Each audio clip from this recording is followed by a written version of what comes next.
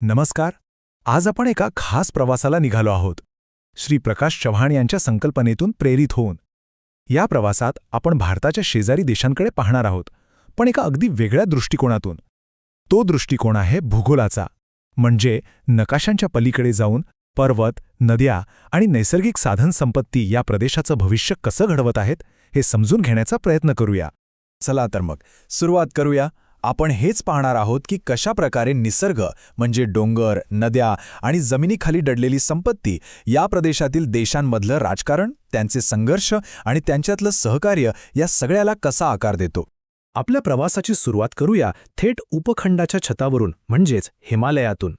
ही जी प्रचंड मोठी पर्वतरांग आहे ना, ती फक्त एक नैसर्गिक सीमा नाहीये, तर ती एक भौतिक आणि सांस्कृतिक आधारस्तंभ आहे. आणि हे लक्षात घेणं महत्त्वाचं आहे की हिमालय फक्त एका देशाचा नाहीये. तो नेपाळ, भारत, चीन, भूटान आणि पाकिस्तान या 5 राष्ट्रांमध्ये पसरलेला एक सामायिक वारसा आहे. आणि आता हा आकडा पहा, 8,848.86 मीटर. हा फक्त एक नंबर नाही, तर या प्रदेशाची भव्यता दाखवणारी संख्या आहे. ही आहे पृथ्वीवरच्या सगळ्यात उंच शिखराची, माउंट एव्हरेस्टची अधिकृत उंची. आणि ते नेपाळ आणि चीन या 2 देशांच्या अगदी सीमेवर अभिमानाने उभा आहे. ही पर्वतरांग म्हणजे फक्त दगड आणि बर्फ नाही, हा एक सळसळता, जिवंत प्रदेश आहे. इथे जवळपास 5.5 कोटी लोक राहतात.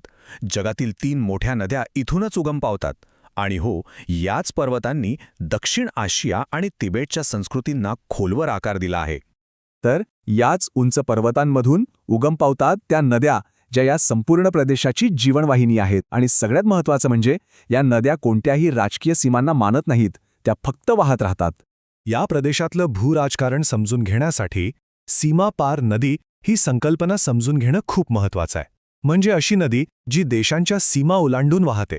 याचंच एक उत्तम उदाहरण म्हणजे सिंधू नदी. तिचा उगम होतो चीनमध्ये, ती भारतातून वाहते आणि पुढे पाकिस्तानसाठी एक अत्यंत महत्त्वाचा जलस्रोत बनते.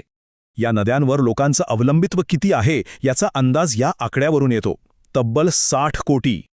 सिंधू, गंगा आणि ब्रह्मपुत्रा या नद्यांच्या खोऱ्यात जवळपास 60 कोटी लोक राहतात. विचार करा, त्यांचं संपूर्ण जीवन थेट या पाण्यावरच अवलंबून आहे. बरं, आता आपण पाण्यासारख्या दिसणाऱ्या संसाधनांपासून थोडं खोलवर जाऊया. जमिनीखाली लपलेल्या मौल्यवान खनिजांकडे वळूया. म्यानमारच्या काचिन राज्यात सापडणाऱ्या या दुर्मिळ मुर्दामूल तत्वांनी किंवा रेअर अर्थ एलिमेंट्सनी एका नव्याच भूराजकीय स्पर्धेला तोंड फोडलं आहे. आता ही काही सामान्य खनिजे नाहीत. ही आहेत आधुनिक ग्रीन आणि डिजिटल टेक्नॉलॉजीचे बिल्डिंग ब्लॉक्स. आपले स्मार्टफोन्स, इलेक्ट्रिक गाड्या, पवनचक्की या सगळ्यांसाठी हे घटक अत्यावश्यक आहेत. आणि बघा, म्यानमारमधल्या 2021च्या लष्करी उठावानंतर चित्र कसं बदललं. चीनने तिथलं खाणकाम प्रचंड वाढवलं. त्यांची आयात जवळजवळ दुप्पट झाली आणि व्यापाराचं मूल्य सुमारे $1.4 अब्ज वर पोहोचलं. यावर चीनचं जवळजवळ 90% नियंत्रण आहे. आणि साहजिकच इतक्या मोठ्या नियंत्रणामुळे चीनला एक मोठा सामरिक फायदा मिळतो. यामुळे मग इतर देशांनाही, जसं की भारताला, कृती करणं भाग पडतं. आता इथे भारतासमोर एक मोठी अडचण आहे. बघा ना, एका बाजूला चीनकडून होणारी 53,000 टनांपेक्षा जास्त आयात आणि दुसऱ्या बाजूला आपला देशांतर्गत उत्पादन, ते आहे फक्त 3,000 टनांपेक्षा कमी.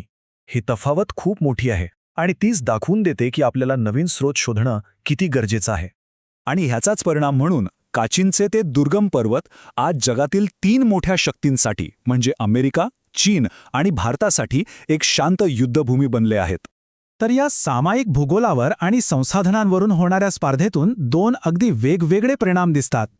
एक म्हणजे सामरिक सहकार्य आणि दुसरा म्हणजे सततचा संघर्ष. आणि हा जो विचार आहे ना, तो फक्त म्यानमारपुरता मर्यादित नाही. हा संपूर्ण प्रदेशासमोरील एक मोठं आव्हान स्पष्ट करतो. नैसर्गिक साधनसंपत्तीचं समृद्धीमध्ये रूपांतर करण्याची क्षमता ही योग्य नियम आणि सगळ्यांच्या सहमतीवरच अवलंबून असते. आधी सहकार्याचं एक चांगलं उदाहरण पाहूया. भारत आणि भूतानमधला पुनत्सांगछू 2 जलविद्युत प्रकल्प. हा परस्पर फायद्याचा एक उत्तम नमुना आहे.